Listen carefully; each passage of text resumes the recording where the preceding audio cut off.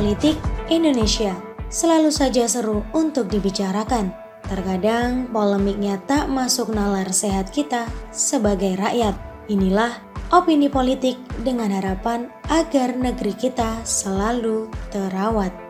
Novel Baswedan tak lolos tes. Dia panik, yang di DKI mungkin lebih panik lagi. Berita ini sudah heboh, jadi rasanya kalian tidak mungkin tidak tahu. Berdasarkan tes wawasan kebangsaan atau TWK, kabarnya ada 75 pegawai yang tak lolos ujian dan kabarnya juga terancam diberhentikan dari KPK. Sontak berbagai narasi pun berseliweran. Ada yang menyebut ada pemaksaan kehendak dari Ketua KPK, Firly Bahuri, yang berencana memberhentikan para pegawai yang tidak lolos tes wawasan kebangsaan.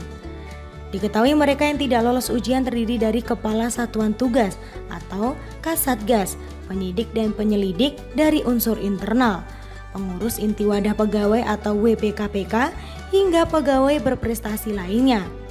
Novel Baswedan termasuk satu di antara 75 pegawai yang tidak lulus tes.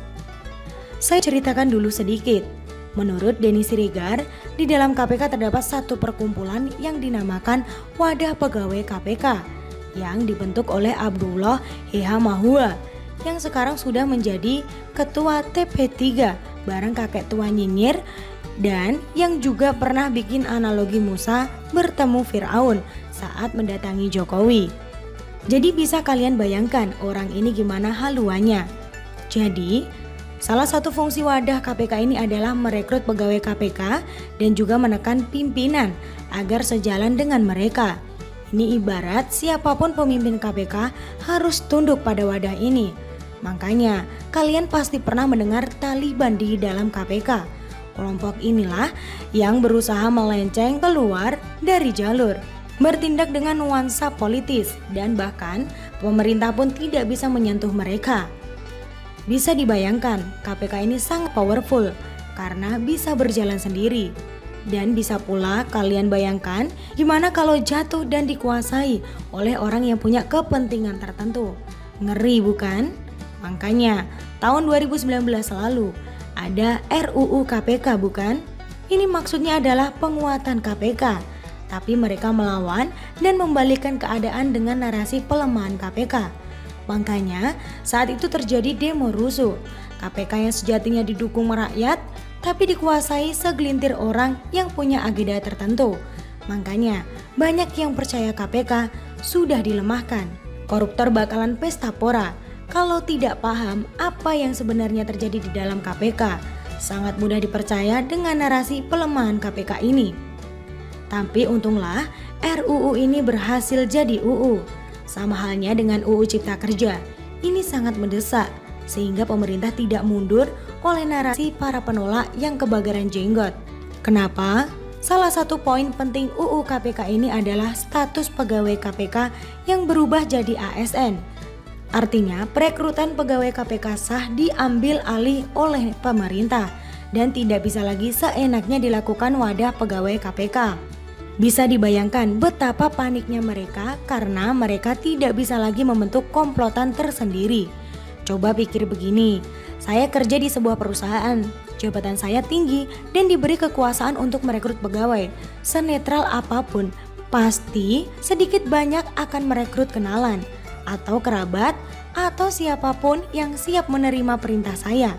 Kerjaan saya pun lebih gampang, didukung orang-orang saya dan tidak diprotes. Masuk akal? Nah, tiba-tiba saya tidak lagi diberi kekuasaan itu, melainkan perusahaan yang akan merekrut sendiri. Wajar nggak saya panik? Wajar. Saya yang mungkin selama ini kerja santai, meskipun salah tak ada yang berani protes. Apapun yang saya suruh selalu dipenuhi. Sekarang jadi berubah.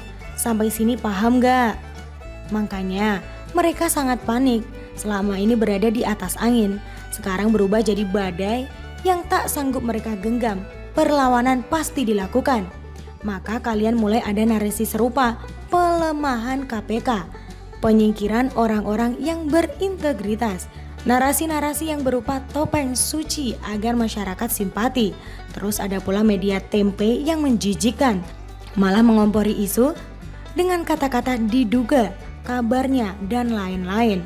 Media terkenal tapi menggunakan asumsi dan kabar-kabar yang sumber entah dari mana. Media ini juga dari dulu dekat dengan KPK. Tak perlu dijelaskan lagi apa alasan kedekatan mereka. Tapi ada satu dampak yang sangat mendebarkan. Kalian juga pasti penasaran kalau benar nanti yang tak lulus ini diberhentikan, ada satu yang mungkin bakal keringet dingin. Kita mungkin bisa sedikit menemukan titik terang soal gubernur yang selama ini terkesan sangat aman. Bagaimana menurut Anda? Tulisan Sardi dari siwo.com. Terima kasih dan sampai jumpa.